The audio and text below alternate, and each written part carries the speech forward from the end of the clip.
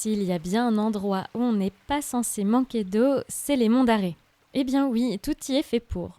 Pluie bretonne généreuse, nombreux ruisseaux qui s'écoulent paisiblement et tourbières tapissant le sol, véritable éponge géante. Bref, même en été, les monts d'Arrée sont censés rester hydratés. Censés, oui. Et pourtant, à l'été 2022, on ne peut pas dire que la saison a été humide. Bien au contraire. Nous sommes allés à la rencontre de Éric Prigent, maire de la commune de Bothmeur. Donc, je m'appelle Éric Prigent, je suis maire de la commune de Bothmeur, qui se situe dans les Monts d'Arrée, dans le centre Finistère, plus précisément au niveau du cœur du parc naturel régional d'Armorique. Petite commune de 225 habitants, peu étendue avec 1300, un peu plus de 1300 hectares. Et les caractéristiques principales, c'est le tourisme, avec un tissu associatif assez fort qui accueille près de 15 000 personnes par an pour les différentes randos. Et un petit peu d'agriculture avec 2 GAEC, un GAEC bovin, lait et viande, et un autre GAEC apicole, miel et gelée royale. On a un inventaire des zones humides, donc il y a 52% de la commune qui se situe en zone humide. Donc je pense que c'est un record finistérien, peut-être breton. Une caractéristique encore particulière, c'est qu'on a le réservoir Saint-Michel, donc, ou lac de Brénélis, que certains connaissent peut-être pour la pêche au brochet, de 450 hectares. Et sur les 450 hectares, il y a un peu plus de 100 hectares sur la commune de Bothmeur. Et donc, quand on parle d'eau, c'est une réserve de 13 millions de mètres cubes d'eau, dont 10 millions qui sont mobilisables pour l'eau potable. Alors aujourd'hui, la commune est autonome en eau, puisqu'on est producteur d'eau. Donc, c'est la municipalité qui gère son approvisionnement en eau avec 2 captages, donc, qui sont situés sur les hauteurs des montagnes, on va dire, et qui descendent de façon gravitaire au niveau du petit réservoir d'eau qui approvisionne ensuite l'ensemble des foyers de la commune. Donc, globalement, on est considéré comme étant le château d'eau de la Bretagne, enfin, tous les monts d'Arrée au sens large. Mais ça arrive qu'on puisse avoir des problèmes, même si on ne s'y attendait pas, notamment en 2022. Et justement, peut-être avez-vous entendu parler de la commune de Bothmeur et de ses voisines à l'été 2022. Éric Prigent revient sur cet épisode qui semblait improbable au vu de la réputation des monts d'Arrée. 2022, c'est vrai que tout le monde a connu les épisodes caniculaires que l'on a eus. On a commencé par avoir des signes de faiblesse au niveau de nos captages. Donc, on voyait que le château d'eau ne se remplissait pas comme il se remplissait habituellement. Donc, c'est arrivé juste, on va dire, ça a commencé au printemps pour atteindre le maximum des difficultés, on va dire, au mois de juillet. On a fait une réunion publique d'urgence. Donc, comme on est une petite commune, un papier dans les boîtes aux lettres de tout le monde. Et 2 jours après, réunion au sommet en expliquant la problématique et les difficultés qu'on rencontrait. En disant que d'une part, on ne savait pas où on allait, parce qu'on n'a pas, contrairement à un lac où on a une réserve, on sait qu'on a une certaine autonomie ou une certaine quantité d'eau disponible. Ici, on ne savait pas du tout ce qu'on avait. Donc, on croise les doigts et puis on espère que ça va tenir et que le peu d'eau qui va arriver va nous permettre de tenir et d'attendre l'hiver. Alors, on a eu une très grande mobilisation, on va dire, près de la moitié de la commune était présente à cette réunion qui s'est faite un petit peu en urgence. On a vu les consommations baisser drastiquement après cette réunion. Donc c'est ça aussi c'est aussi la prise de conscience des habitants qui nous a permis de tenir et d'éviter la rupture complète. Heureusement d'ailleurs, sinon je pense que ça aurait été beaucoup plus compliqué. Et donc là, voyant que le château d'eau ne se remplissait plus, on a dû faire venir de l'eau par camion pour pouvoir approvisionner le château d'eau, le remplir. On a réussi à garder le château d'eau avec un niveau d'eau correct grâce notamment à cet approvisionnement par camion. Mais j'ai d'autres collègues, notamment sur Berrien, où il y a eu des approvisionnements en eau bouteille pour pouvoir pallier justement au manque d'eau potable au niveau du robinet. Didier d'Anjou, arrivé à Bothmeur il y a quelques années, nous raconte comment s'est passé pour lui l'été 2022. En fait, je suis venu pour la retraite et donc j'habitais dans le Grand Nord, c'est-à-dire la région de Lille. Parce qu'ici, le Nord, ça s'arrête à Saint-Brieuc, mais donc, on va dire que c'est le Grand Nord. Bon, quand on parle sur 2022, ce sont d'abord les incendies qu'on a eus, c'est sûr, juste avant le manque d'eau. Et donc, j'étais déjà sensibilisé quand même au niveau d'économie d'eau. Pour mon jardin, par exemple, j'ai 3 cuves d'eau qui permettent d'arroser, d'être un peu autonome au niveau du jardin. Après, c'est vrai que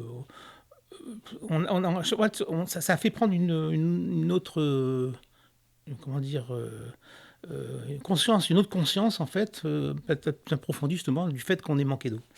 Et puis bon, on n'aurait jamais cru ça ici dans un coin pareil. Et en fait, c'est vrai que le fait de ramener des camions citernes, c'est impressionnant en fait. On se dit, mais qu'est-ce qui se passe? Vous l'avez compris, le cas de Bottmer a suscité l'étonnement. Éric Prigent développe pour nous. Et la petite anecdote, parce que tout à l'heure, quand je parlais qu'on a une partie du réservoir Saint-Michel, le réservoir Saint-Michel, c'est 10 millions de mètres cubes mobilisables. Pendant la période estivale 2022, il y avait 130 000 mètres cubes jour qui étaient relâchés dans la rivière de l'Aulne pour permettre à 4 syndicats d'eau de pomper et de s'approvisionner en eau. Et le comble, c'est que le camion qui est revenu me ramener de l'eau, qui a fait 3 allers-retours, il venait sur une des usines qui pompait l'eau qui venait du réservoir Saint-Michel. La réserve Saint-Michel a permis de maintenir de l'eau potable sur près de la moitié du département du Finistère, grâce à ces lâchers d'eau. Et pendant ce temps-là, nous, les communes qui justement avions une partie de ces réserves-là, ont dû faire venir de l'eau par camion. Le cas de Bottmer et des autres communes des Monts d'Arrée soulève les enjeux liés à la solidarité territoriale en matière de gestion quantitative de la ressource en eau. Le fait, en effet, de faire venir par camion de l'eau qui était chez nous, qui est descendue, qu'on a lâchée, qui est partie dans la rivière et qui a été traitée et qui revient par camion, pour 60 €, 60 fois plus cher que quand elle est partie, ça interpelle. Nous, ça nous interpelle, mais depuis le début, ça nous interpelle. Les élus des Monts d'Arrée, nous, on est toujours les premiers à prôner en disant l'eau vient de chez nous, parce que quand je parle qu'on a plus de 50% du territoire qui est en zone humide, une zone humide, souvent, c'est une réserve de biodiversité. Après, pour nous, c'est une force, mais en même temps, c'est aussi une zone où on ne fera pas d'agriculture, ou un peu de fauchage, mais pas quelque chose qui va générer vraiment une économie forte, etc. On ne fera pas de développement économique où on va installer, c'est pas constructible, etc. Donc on laisse le milieu tel qu'il est, et c'est le but du jeu, et c'est très bien. Mais par contre, alors, la difficulté que nous, on veut prôner, c'est que moi, mon territoire, je vais parler chiffres.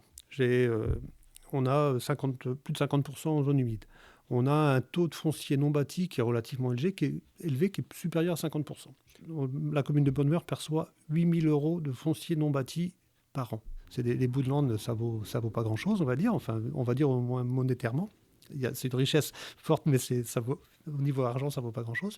Et donc, ce qui fait que j'ai pas de levier pour pouvoir trouver des ressources, on va dire, économiques supplémentaires, parce qu'on ne va pas installer une usine dans nos landes, on ne va pas y faire un lotissement, etc. etc. Donc on n'aura pas toute cette activité-là, et on ne cherche pas à l'avoir, je vous rassure.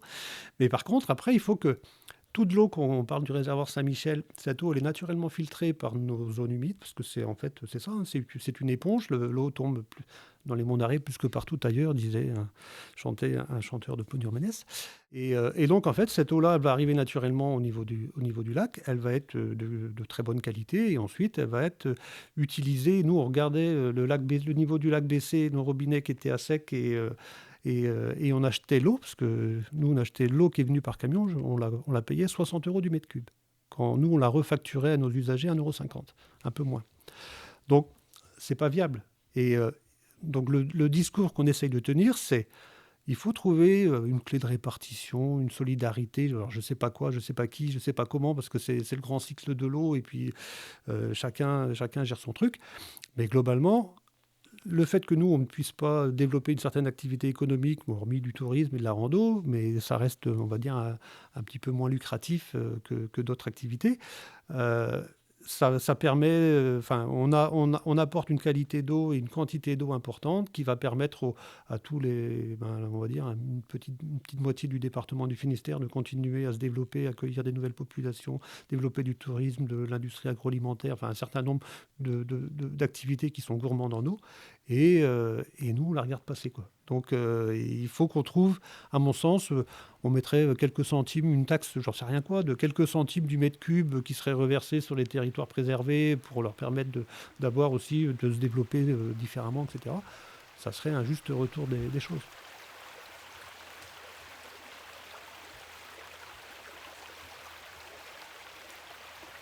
Pour revenir à 2022, comment la situation a évolué à la fin de l'été ?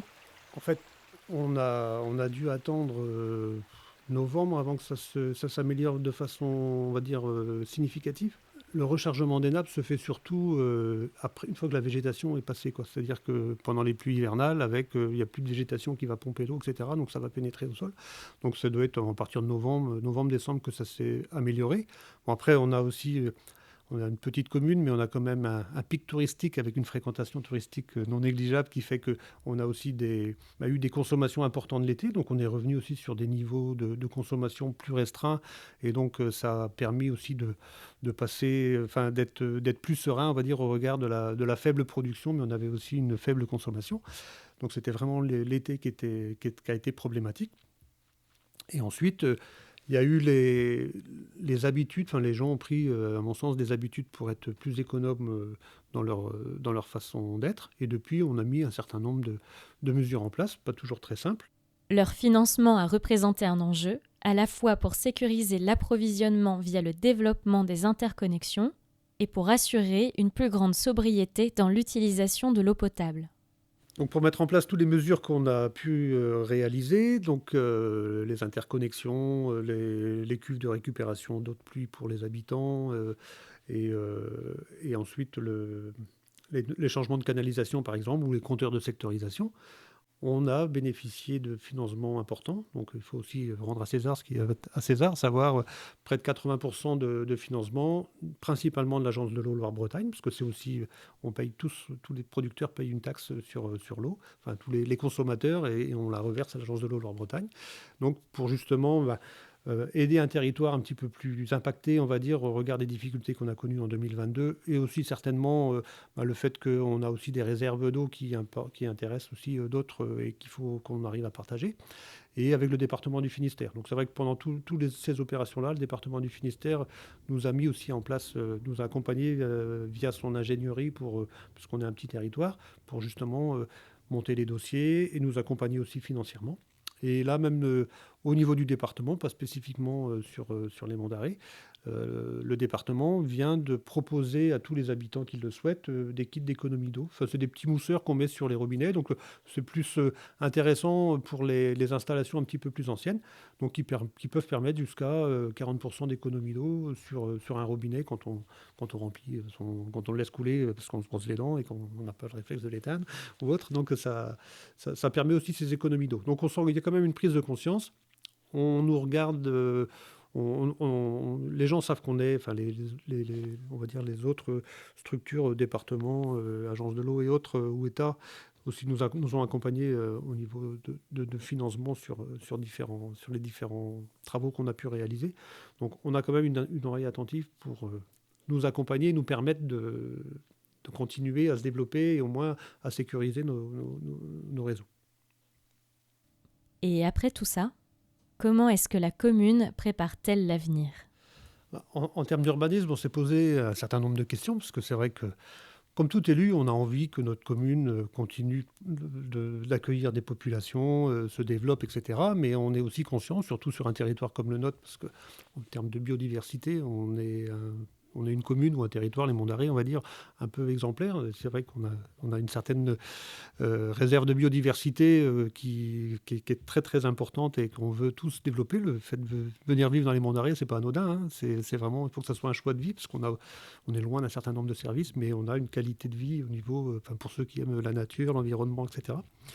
Et donc c'est vrai qu'on essaye de voir comment on peut continuer à développer, accueillir de nouvelles populations, etc., tout en étant le plus résilient possible au regard des difficultés qu'on rencontre sur le réchauffement climatique avec les différents problèmes.